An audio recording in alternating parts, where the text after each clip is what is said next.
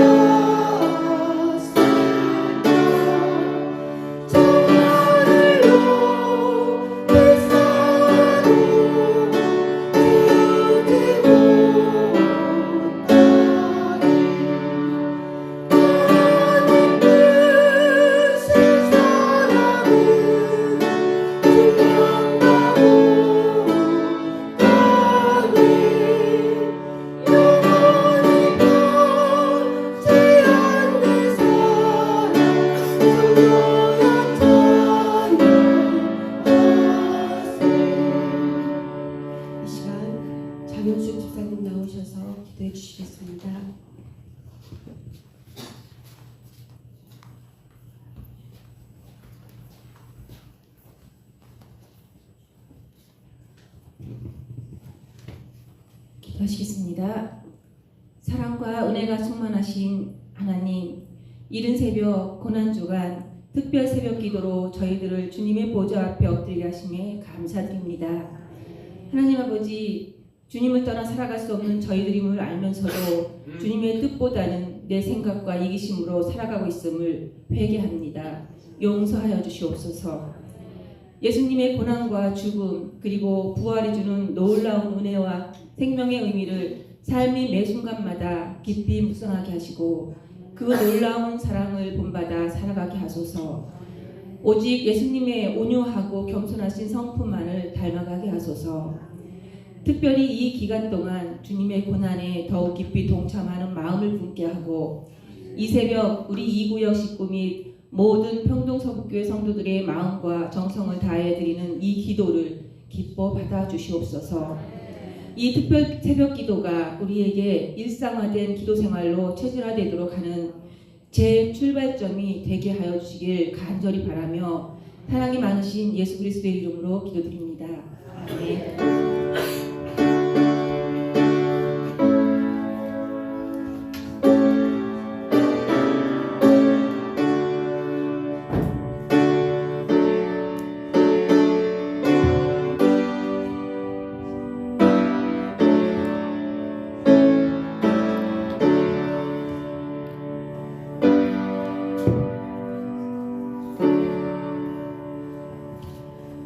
하나님의 말씀은 마태복음 21장 33절에서 46절 말씀입니다.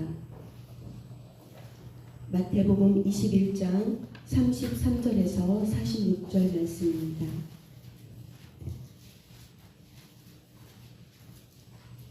제가 먼저 한 절, 여러분들 한 절 교독하시겠습니다.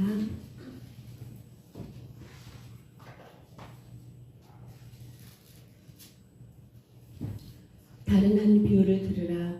한 집 주인이 포도원을 만들어 산 울타리로 두르고 거기에 지읍자는 들을 만들고 망대를 짓고 농부들에게 새로 주고 타국에 갔더니 열매 거둘 때가 가까우매 그 열매를 받으려고 자기 종들을 농부들에게 보내니 농부들이 종들을 잡아 하나는 심히 때리고 하나는 죽이고 하나는 돌로 쳤거늘 다시 다른 종들을 천천보다 많이 보내니 그들에게도 그렇게 하였는지라.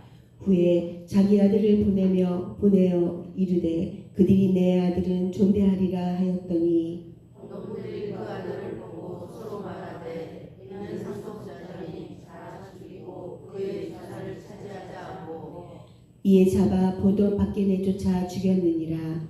그러면 포도원 주인이 올 때에 그 농부들은 어떻게 하겠느냐. 그들이 말하되 그 악한 자들을 진멸하고 포도원은 제때의 열매를 바칠 만한 다른 농부들에게 새로 줄지니이다.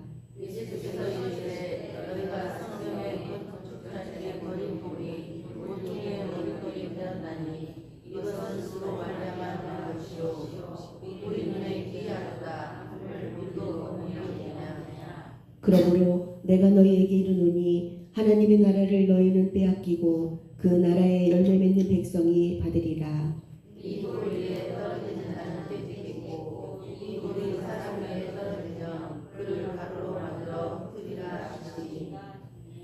대제사장들과 바리새인들이 예수의 비유를 듣고 자기들을 가리켜 말씀하신 줄 알고 잡고자 하나 우리를 무서워하니 이는 그들이 예수를 선지자로 알미었더라. 아멘. 오늘 특송은 저희 이 구역에서 올려드리겠습니다.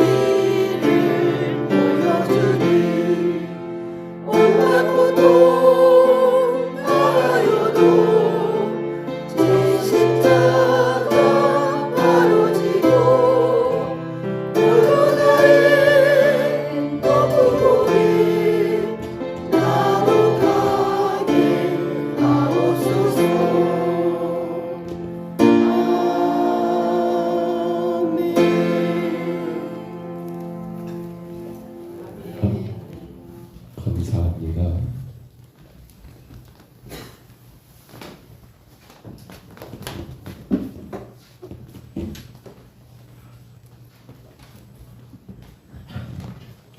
고난의 주간 우리가 오늘 화요일 새벽을 맞이했습니다. 예수님은 마지막 6월절을 지키기 위하여 예루살렘에 올라가셨고요. 그리고 그 다음날 아침 일찍이 성전에 가셔서 성전을 장화하시는 그러한 사건을 행하셨습니다. 근데 안타까운 건 그 일들을 통해서 이 성전의 주인이라고 생각했던 종교 지도자들은 왜 그 일이 그렇게 돼야 하는지 몹시도 불만만 품고 있었습니다. 그리고 예수님은 그 저녁에 베다니에서 주무셨고요. 또 다음날 화요일이지요. 아침 일찍이 일어나셔서 아침에 나오시는데 시장하셔서 무화과 나무가 잎사귀가 있기에 거기에 열매가 있겠다 하셨지만 열매 없는 그 나무를 보시고 오히려 그 열매 없음으로 인하여 저주하시는 그러한 사건이 있었고요. 그것도 또 이 성전의 지도자들이 보면서 이해를 하지 못하는 거예요. 왜 저런 일이 있을까? 그리고 예수님이 성전에 들어가서 그들에게 가르치려고 할 때에 이 마태복음 본문 21장 22절 23절에 보시면 종교 지도자들이 그렇게 묻습니다. 예수여, 당신이 도대체 무슨 권위로 이런 일을 행하느냐? 즉 성전에서 행했던 일들, 또 무화과 나무를 저주했던 그러한 일들, 무슨 권위로 이와 같은 것들을 행하느냐라고 이렇게 물었을 때에 오늘 예수님은 그들에게 이 비유를 통하여 하나님의 뜻을 전달하는 말씀이 오늘 본문인 것을 보게 됩니다. 여러분, 포도원을 지었습니다. 그 포도원을 주인된 사람이 잘 지었습니다. 그리고는 울타리도 둘렀습니다. 그리고 이제 포도를 따서 즙을 만들 포도주 즙도 여러분 그렇게 잘 제작해 놓았습니다. 그런가 하면 이 포도원을 잘 관리하기 위하여 망대도 세워서 여러분 혹은 어떤 누구도 들어오지 못하도록 그렇게 잘 포도원을 가꾸어 놓았습니다. 그리고 주인은 이 포도원을 소작인에게 그렇게 세로 내어주고 멀리 여행을 떠나게 되었던 것이지요. 그러나 이제 때가 다 되어서 이 포도원에 대한 여러분 주인의 마음이 세를 받아야 할 때가 되어서 종들을 보냈지만 하나같이 그 종들을 때리고 죽이고 혹은 돌로 치는 그런 끔찍한 악행을 저지른 겁니다. 그래서 주인은 생각하기를 내 아들을 보내면 되겠다 싶어서 내 아들은 나와 같으니까 그렇게 존중하겠지 생각했지만 그들은 그 아들이 상속자라는 걸 생각하며 이가 없으면 이 모든 게 자기들 것이 될 것처럼 착각하여 그 아들마저 성 밖으로 나가서 돌로 쳐 죽이는 그런 끔찍한 죄를 짓고 말았더라는 겁니다. 그리고는 마침내 여러분 주인이 왔으면 어떻게 되겠습니까? 그 주인이 와서 그 모든 소작농들을 다 여러분 물리치는 죽이는 그렇게 벌하는 일을 올 거라는 것, 그것이 바로 오늘 본문의 전체적인 사건이죠. 근데 여러분 지금 이 종교지도자들은 이 비유의 내용을 이해가 되었습니다. 허나 그럼에도 불구하고 예수님을 함부로 할 수 없었던 것은 그 당시 예수님의 이치가 그들에게는 도저히 함부로 손쓸 수 없는 그러한 위치에 있었기 때문에 여러분 그들이 예수를 성자로 알므로 인하여 무리 중에 누구도 이 예수를 향하여 여러분 손을 대지 못했다. 다시 말하면 바로 오늘 이 주인은 결국 이러한 소작농들을 그렇게 정리하게 된 내용들이 본문의 사건들입니다. 우리는 무엇을 생각해야 할까요? 오늘 본문을 통해서는 크게 두 가지를 꼭 기억했으면 좋겠습니다. 하나는 여러분 주인이 그 모든 걸 다 준비해 놓았더라는 겁니다. 준비해 놓으셨다. 포도원을 여러분 소작을 주었을 때 소작농들이 아무 걱정 없이 거기서 열심히 일하여 많은 열매를 풍성히 맺을 수 있도록 모든 준비는 누가 다 하셨다? 주인이 다 하셨다라는 거예요. 이스라엘 백성들이 애굽을 나오고 가나안을 향하여 건너가고 그리고 그 가나안 땅의 모든 성들을 여러분 점령하는 과정 속에서 그들이 한 가지 잊지 말아야 할 게 뭡니까? 그건 자기들의 힘과 자기들의 노력과 자기들의 능력으로 된 일이 결코 아니라는 거예요. 가나안 땅을 점령하고 거기에 나라가 세워지기까지 이 모든 일들은 하나님이 하신 일들이지 그들의 힘과 능력으로 되어진 일이 결코 아니라는 거예요.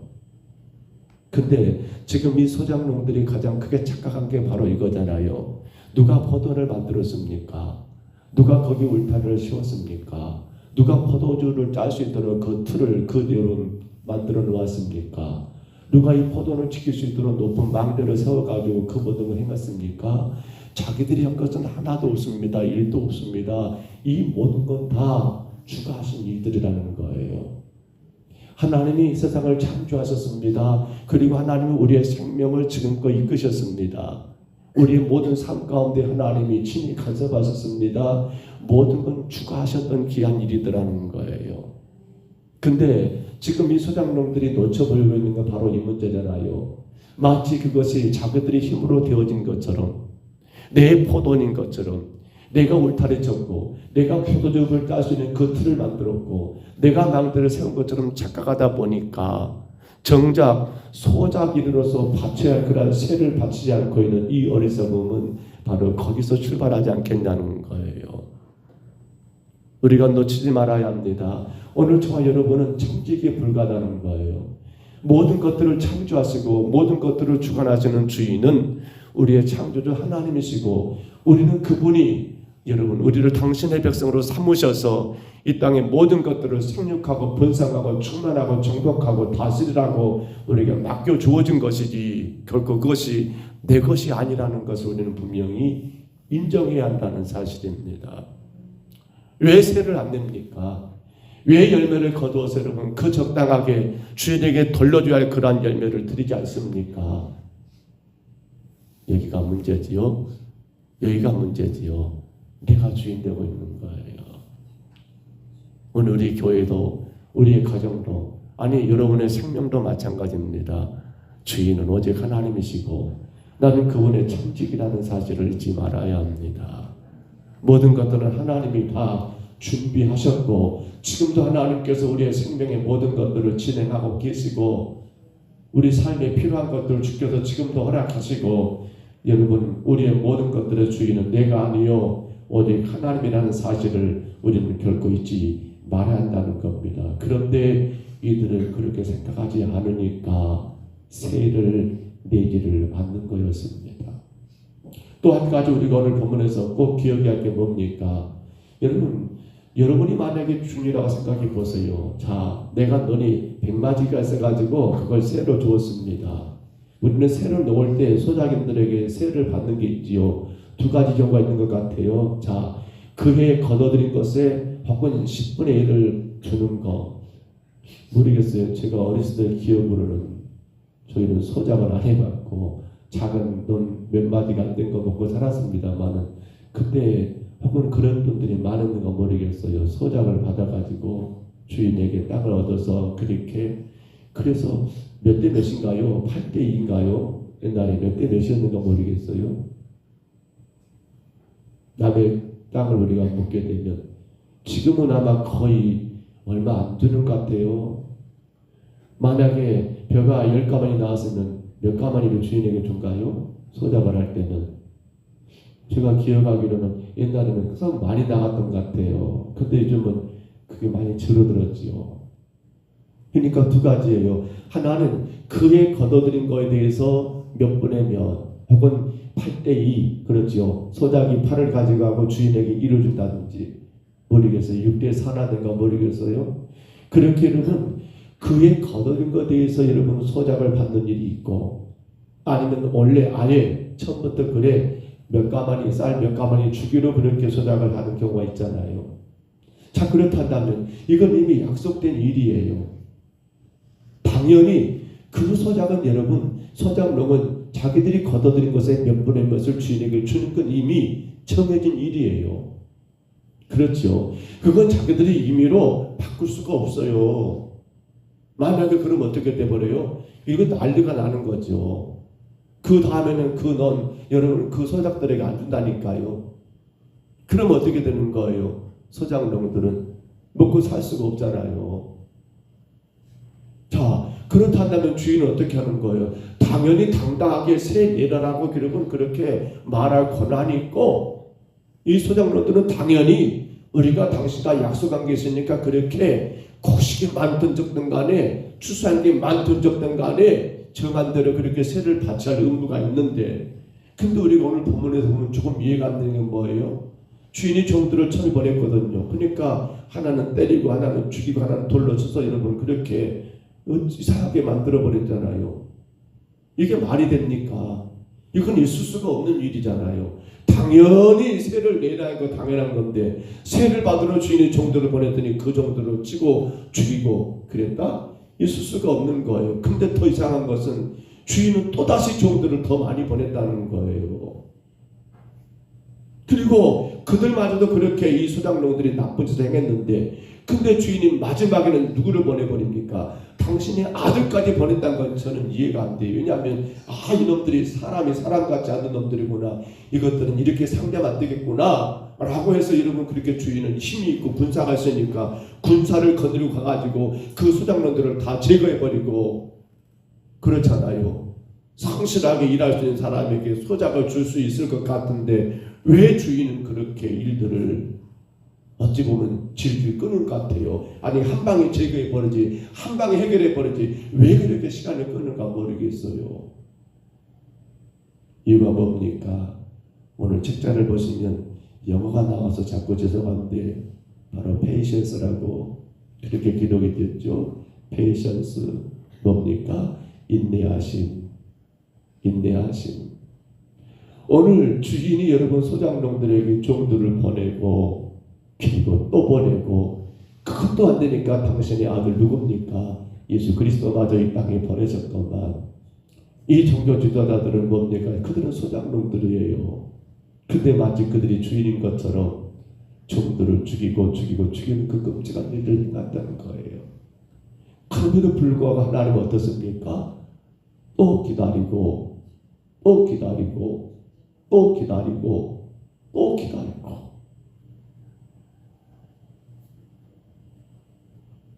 우리의 생각으로는 이해가 안 됩니다.